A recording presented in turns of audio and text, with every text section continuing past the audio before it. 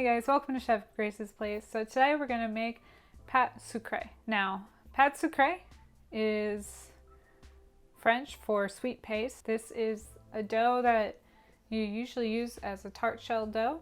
You can also roll it out and use it as a cookie. There's a couple of traditional pies that you think of around Thanksgiving, like apple pie.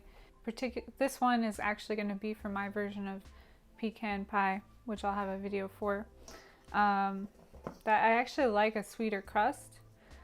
It's sweeter than your traditional pie crust. It's more like having a cookie as a crust than a flaky like pastry as a crust. It's really simple to make, and also unlike pie dough, you don't really have to worry too much about the butter like melting in. You can re-roll it as many times as you need to. You can make this recipe in a mixer, but I know not everyone has a mixer, so I'm going to show you how to do it by hand.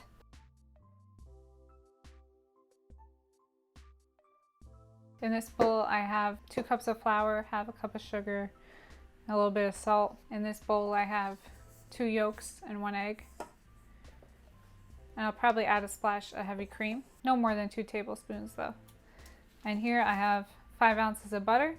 If you don't have a scale, that's 1 stick, and then you go to the 2nd tablespoon mark. So the first step in making this is to cut the butter into the flour and the sugar. We're going to use a pinching method, just like if you've seen my pie dough recipe. It's the same thing, but we're going to go a little bit smaller. So the first thing I'm going to do is I'm going to put this into the flour. So if you want to do this in the mixer, you would just crumble it until you get kind of like a wet sand looking mixture. Now you want to make sure your table is clean as well, because we're going to be rolling this out on the table. Okay, so once you're kind of got like this wet sand look, there's a couple clumps of butter, that is perfectly fine. We're going to add in just a splash of heavy cream to our eggs. We're going to throw our eggs in there and mix it all together. Now if you're doing this in a mixer, it's going to form a dough pretty quick. If you're doing it by hand, once it looks kind of like combined like this, there's a couple dry patches, wet patches, whatever. You're going to take a little bit out on your clean table, right? About the palm of your hand size. And this is like the original way to cream something, right? To add air into it.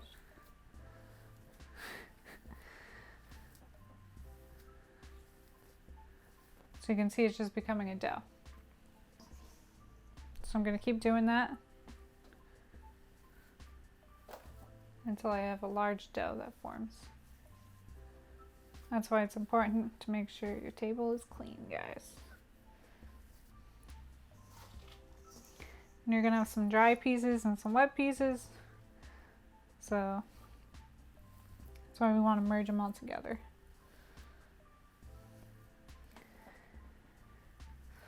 So this is allowing like the sugar crystals to cut air into the dough. We're developing gluten here. We're doing a lot of things at once. But it's amazing how this crumbly mixture just turns into that after a couple swipes on the counter. It's important with this technique that you notice I'm using the heel of my hand, right? Just like you would break somebody's nose, if you ever seen Miss Congeniality. But we're sliding our palm, this part, against the table.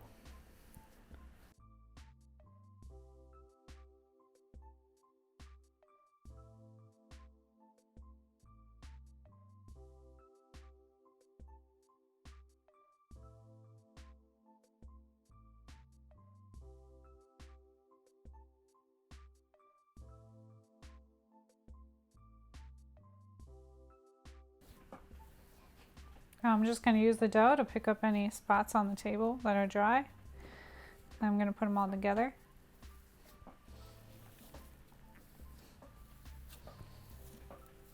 Because we want to make sure it's all mixed up. You can see there's a couple spots, you can see like more yolk. We just want to make sure everything is mixed together well. So it's a little bit tacky, but you can see that it's not sticking to my hands. And it looks smooth. That's how we know we're good. So once you get it to that point, we're going to flatten it into a disc. This is important because we want it to cool fast. And we're going to stick it in the fridge for about 20 minutes to rest the gluten. All right, so we're ready to roll out our dough. First things first, you want to make sure you have your tart shell ready.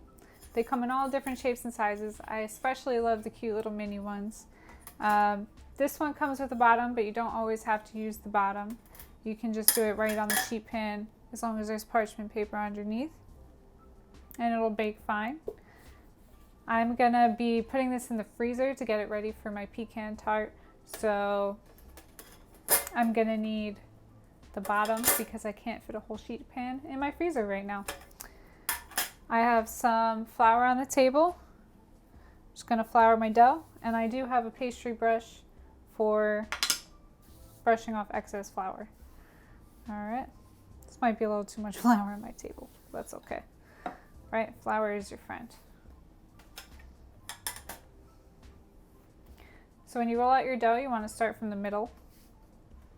Now we never want to roll like this because then we'll put too much pressure on this hand and we'll get a weird roll. So instead of doing that, I'm just going to turn it over.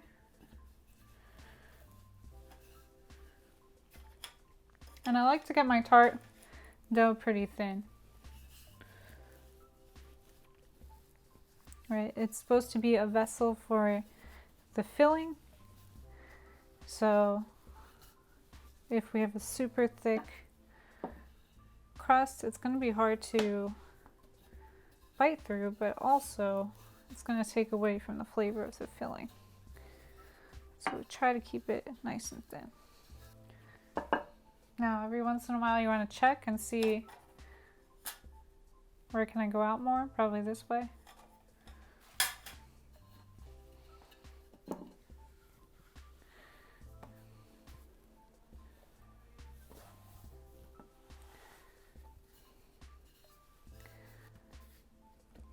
So I'm pretty good. This is my thickness right now, about 1/8 of an inch.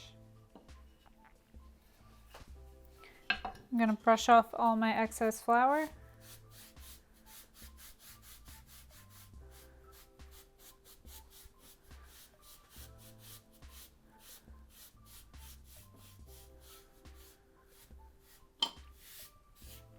I'm gonna fold it.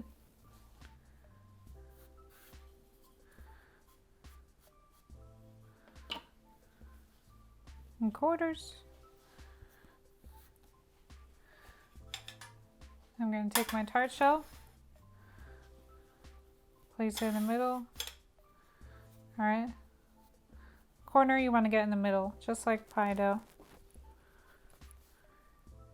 But remember, the edges are straight up and down. So we want to be kind of careful not to cut the dough. Just unroll it.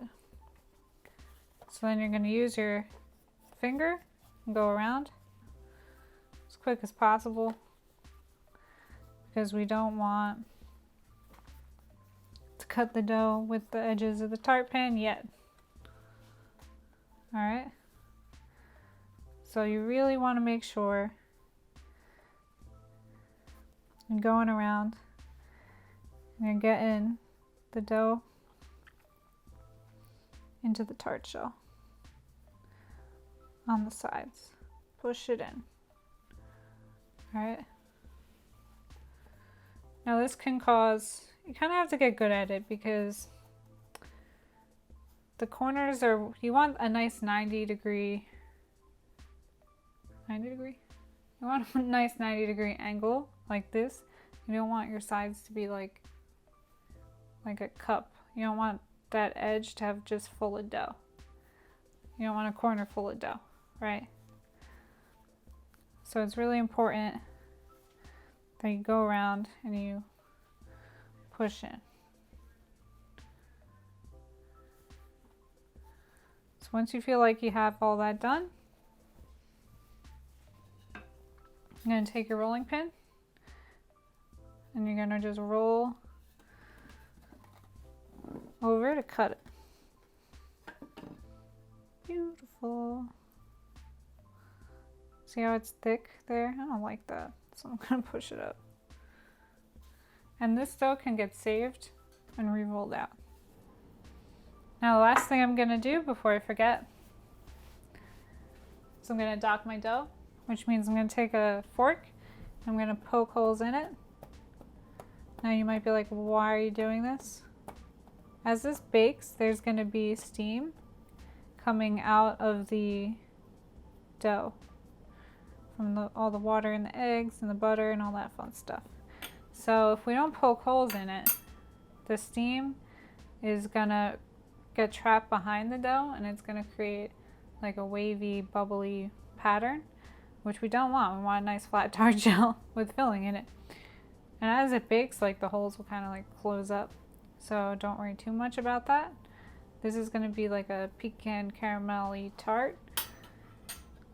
So it is possible for some caramel to get through there and make it stuck to the tart shell, but we'll just be careful when we unmold it. So I'm going to pop this in the freezer, and that's how you make a tart shell.